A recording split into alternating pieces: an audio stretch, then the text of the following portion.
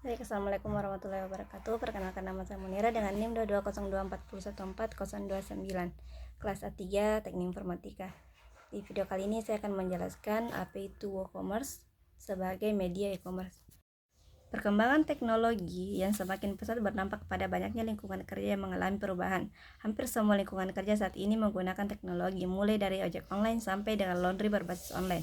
Tidak dapat dipungkiri, perubahan lingkungan kerja juga terjadi pada proses jual beli yang menggunakan sistem basis elektronik. Secara perdagangan secara elektronik atau online dapat disebut dengan e-commerce.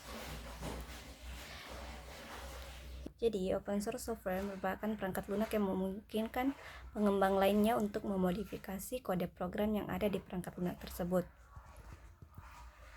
Ada banyak pilihan open source software untuk e-commerce. Salah satunya adalah WooCommerce.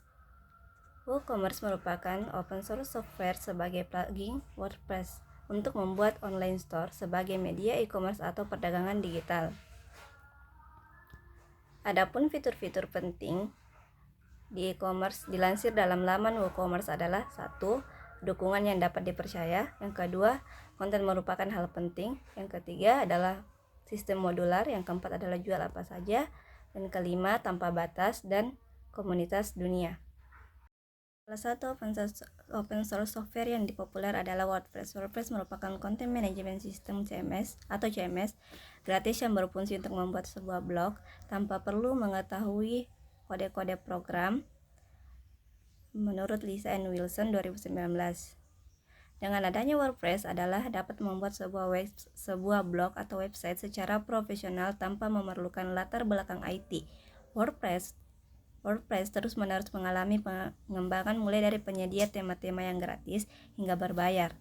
Tidak hanya sampai di tema, WordPress juga mengalami perkembangan dalam sisi fungsionalitas dengan ketersediaan plugin yang membuat WordPress semakin optimal, termasuk plugin WooCommerce yang membuat WordPress dapat digunakan tidak sebagai blog tetapi sebagai e-commerce. Baik, selanjutnya saya akan menjelaskan mengenai bab 10, yaitu keamanan sistem e-commerce.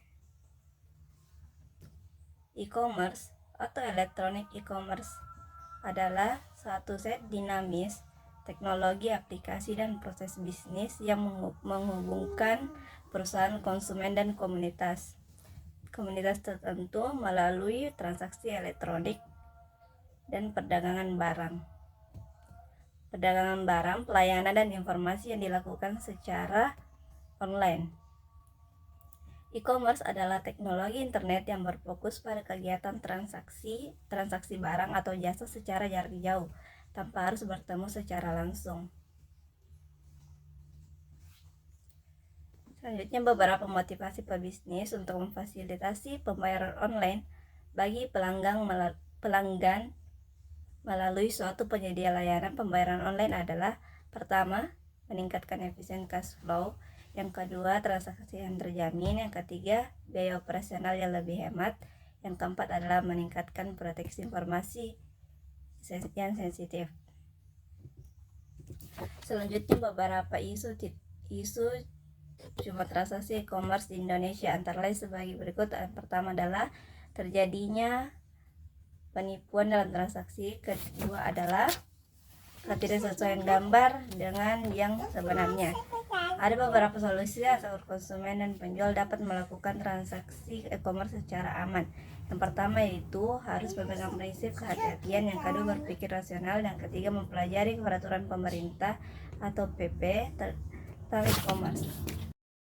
Toko online yang sudah dibuat ini hanyalah bagian dasar dari dunia e-commerce. Tentu saja kita dapat mengembangkan toko online sesuai kebutuhan. Ada banyak hal yang dapat dipelajari, seperti membuat tampilan yang lebih bagus, optimasi toko online, dan bagaimana mengamankan toko online tersebut. Ini merupakan langkah awal untuk membuat toko online.